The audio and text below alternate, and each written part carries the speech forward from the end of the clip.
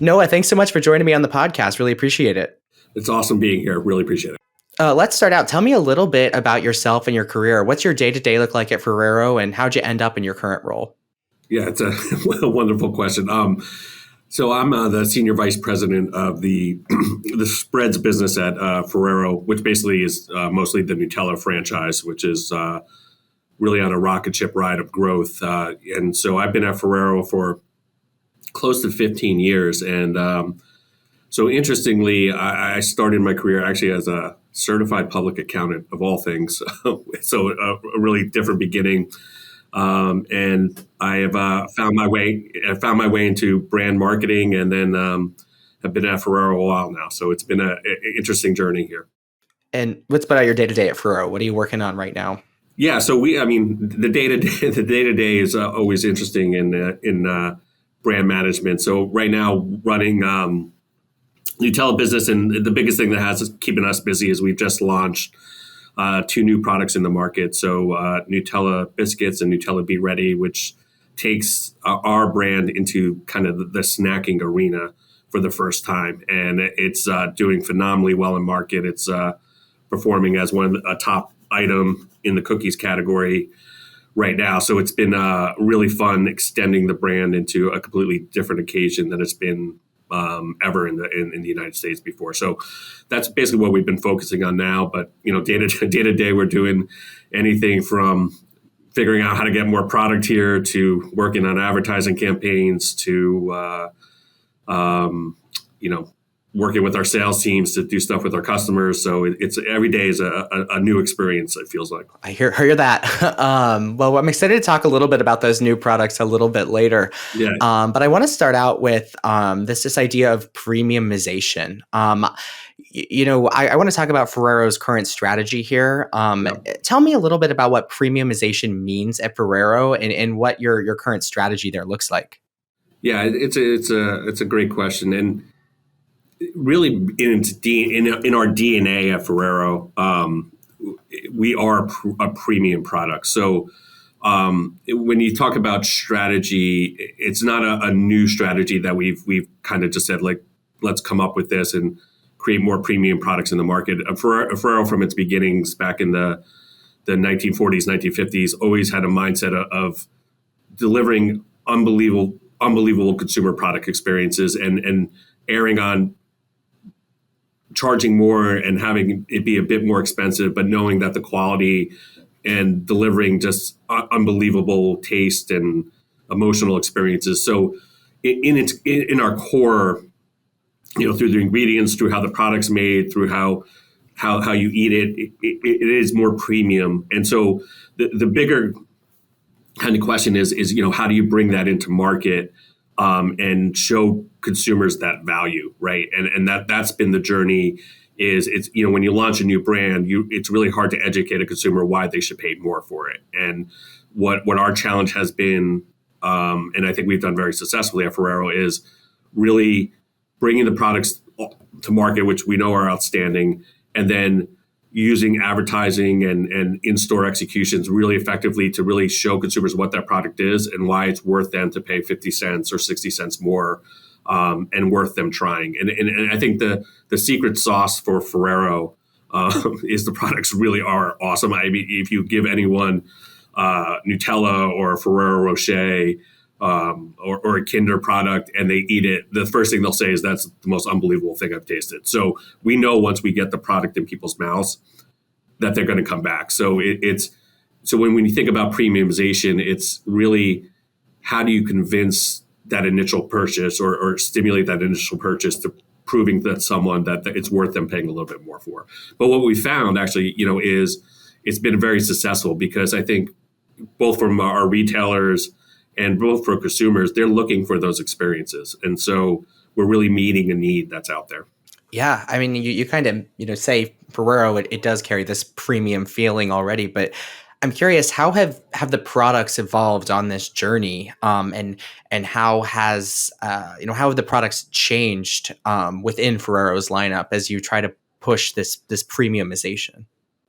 Yeah, I would say if you go back to the heritage of Ferrero, it's, yeah, Nutella's been around forever, Ferrero Rocher, and One Step was bringing those to market. But the big evolution is, the company's taking more of a mindset, not just to confections, which are candy or chocolate, but to sweet packaged foods, which is saying anything that is a sweet experience, in a center store package. So including cookies, including biscuits. So the big evolution really has been moving from more of a confections to bringing that premiumization and the brands to new categories. So the example I provided you earlier, bringing Nutella into cookies and Be Ready, and really extending the brand. And that journey really started to be transparent probably 10, 15 years ago, which is, very, very recently in Ferrero's history of trying to think differently about the categories, thinking differently about what consumers want and need.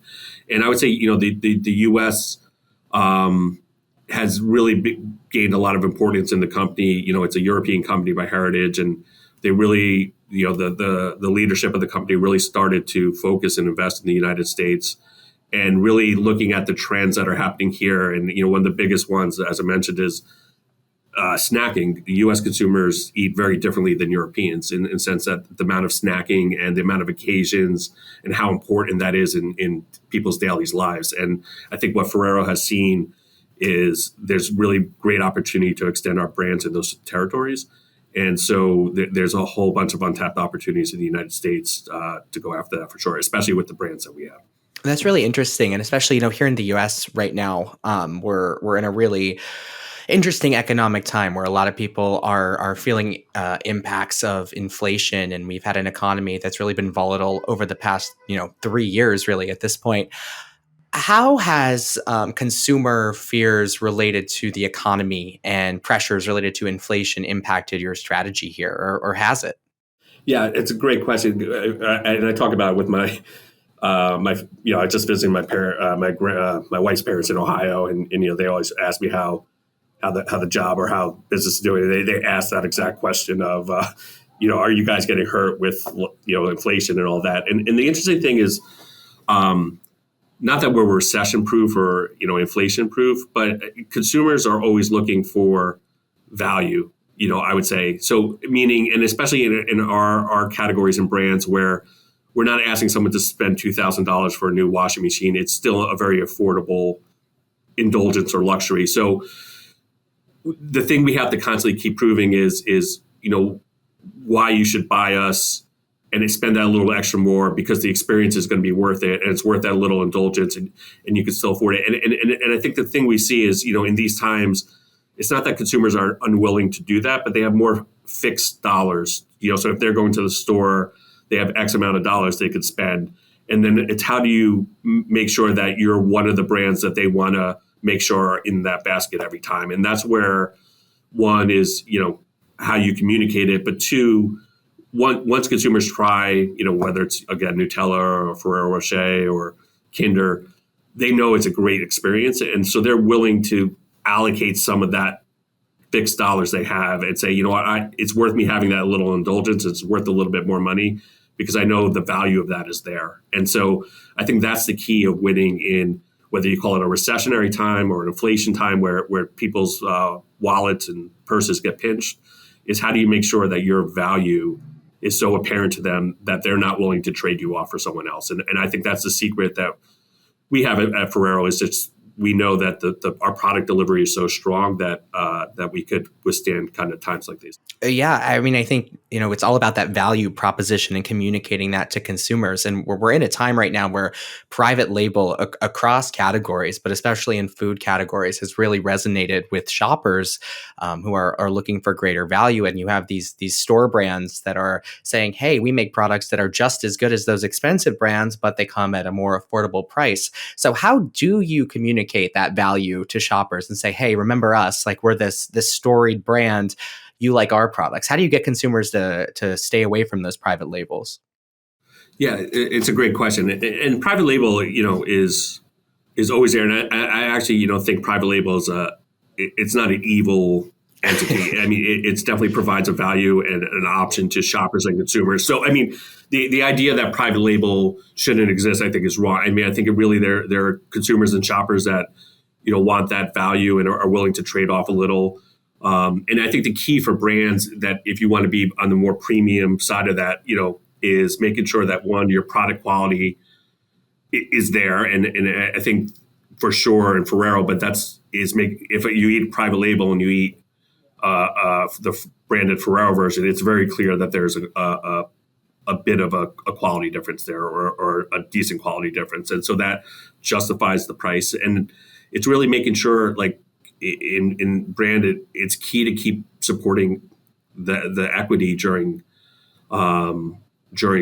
tough times. So like a tendency of a lot of brands is to cut back spending as the brand may be more stagnant or plateauing. But what we try to do is really support the brands and make sure we keep communicating, because that's what keeps your premiumness, is people understanding not only the physical product, but Nutella is like a cult brand. It's an iconic brand, and the more consumers see it and see it in culture and see it in the ecosystem, it adds a value to it. And that's the key to keeping that top of mind for consumers and making them not only aware of it, but wanting to keep purchasing it, because it has some value. Again, I keep mentioning the word value, but an emotional value as well as a physical value to it. And so that's the key of branded players differentiating themselves against private label. And the more you don't build your equity, and the more you kind of let it sag, and the more you let your product quality decline, and your parity of private label, then there is no reason for a shopper or consumer to buy you over private label, and that's when you run into trouble. And that's at Ferrero, we make sure that we keep that difference out there. I want to move on and talk a little bit about your retail partnerships, the people putting out the private labels, the retailers. Mm-hmm. These relationships are paramount for CPG brands, and I'm curious, how is Ferrero approaching these, especially when you're introducing new products in maybe slightly different categories that you had already? Yeah, it's a really critical piece, and especially for us, because we bring some products to market here. The example I'll give is when we I worked on Kinder Joy here, which is basically a confection on one side of the product and basically a toy experience on the other side of the product. And it's a big product in Europe. It's been around in Europe for a while, but there's nothing like that in the US. And so for us it's not only like understanding will consumers buy it, but then for the retail partners, it's how are they going to even execute this in their stores? How are they going to think about this when they put it on shelf or make a decision within their shelf set? So what we try to do, and I think we do it successfully, is we like meeting with them extremely early in the process, getting their feedback on, hey, how would you do this? What would it work? What does work? What's wrong with what we're kind of thinking of how we're bringing this to market, and try to get their feedback super early. Sometimes we even do it 18 months or 2 years in advance, and we have innovation sessions with them because it's so critical, because the consumer may want it, but if it can't be executed in their retail stores, it's never going to see the light of day in market, right? So I think it's absolutely critical having their feedback and input into how you're going to execute, and it's extremely valuable. And as you focus on premiumization, are there any new retailers or different categories of retailers that you're like, hey, we weren't here before, but maybe we're interested in this place or this store now? Yeah, I think the interesting trend, obviously, Walmart and Target and large grocery, they're always going to be critically important and, the backbone of what we do. The interesting thing I've seen is definitely in the dollar channel, especially for our brands, where you're naturally not going to be like, why premium brands in the dollar channel. But I was actually just this weekend at a Dollar General, in Ohio, buying ice cream for my kids, and I was just walking the store, and not only Ferrero products is Nutella, there's Ferrero, there's so many premium brands in ice cream. And so, it's the question of how you fit their model, which is offering value and but also maintaining a premium, the premiumness you want. And they have such a big footprint now. And so it's an interesting challenge, and I think a big opportunity, because they could sell a lot of product, and their shopper definitely has shown a big demand for these more premium products, even in what conceptually you would say is a kind of discount partner. So that's one that's super interesting. And then for us, I mean, and I think it's for everyone selling any product, is obviously e-commerce and Amazon, and it's how you make sure you're offering the right product mix and value to make sure that the concept works in e-commerce. Because sometimes selling candy and food, it's not a natural purchase on e-commerce. Like why would someone buy a jar of Nutella or a bunch of candy bars when they could go in store? So you have to figure out how do you create the right bundle for them and the right price point for them to want to make that purchase online. But those are the two big ones that I think are very different, and especially the dollar one or the dollar channel is a very interesting one for us. Yeah, the dollar one sounds super interesting to me. I mean, I guess it makes sense, right? I mean, first of all, you go into a dollar store now, not a lot of things cost $1 at the dollar store, but you really don't associate it with premiumization. Right. But That's true. for a lot of communities, we know there's not a lot of other options, and so the dollar store is where people are shopping, and a lot of people are shopping for grocery there anyway. So that's really interesting to me. Yeah, absolutely. And my wife's family in Memorial Day, they live on a big farm in Ohio, and it's a very just rural area. And yeah, like as you mentioned, the Dollar General and the Dollar Tree and family dollar stores are really the main both grocery and product shopping locations that they go to. So and those shoppers, and they want experiences, they want premium experiences, and so you're definitely seeing more and more of that and more opportunity there. And it's just very interesting. Yeah, you got to meet the consumer where they are. Super interesting stuff. Yep. I want to change gears here a little bit. What's driving CPG growth this year and looking forward to next year, in your opinion? Well, this year's interesting. I think, and I can't speak to every category, but a lot of this year's price realization. So you're seeing dollar growth because there's and you've seen it in the inflation numbers. There's been a lot of pricing taken by food products and across different industries. So when you look at like what we are always really big at looking at is volume growing or is units, because that tells you is something truly being demanded more by the consumer, or is it just because someone's charging more money? And a lot of the growth has been price. At Ferrero, not to keep plugging where I'm working, but a lot of our brands are still growing on the volume side because, which to us is like this super important thing because, you could raise the price and that will last a year, but then you exit out of that and you're in a more difficult situation because you've lost some consumers. There's less purchases, so.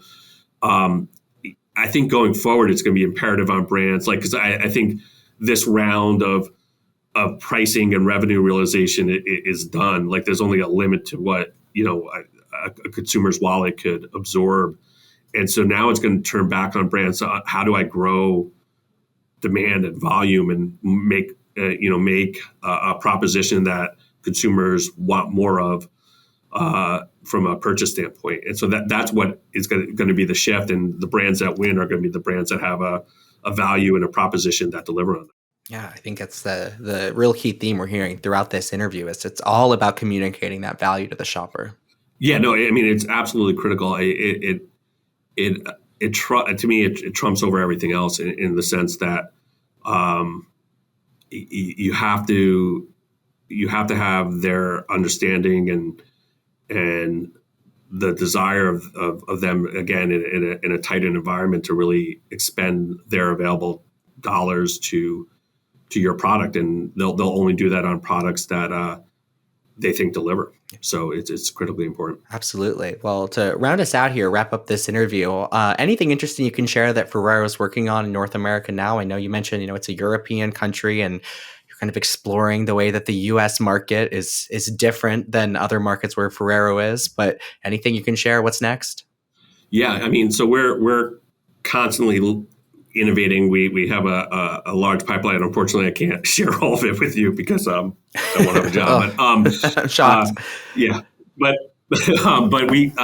we're continuing looking at how we extend brands into these different occasions and categories. So, I mentioned we'll roll out some of the Nutella franchise and biscuits and be ready. And then we have a huge launch coming up on Kinder Chocolate, which is a new kind of it's been around in Europe, but we're bringing that to market in the U.S. And it's milk chocolate with a kind of milky base center, and that's going to be a huge launch for us. So we're constantly looking at how, and again, looking to premiumize, looking to see how do we add that increased value to a consumer's purchase. And so that's what we're going to continue to look for. And over the next years, it's bringing more opportunities like that to market. Awesome. Well, cool stuff in store. Noah, really appreciate it. I'm going to have to run out of this call and go get some Nutella. I'm kind of craving it now.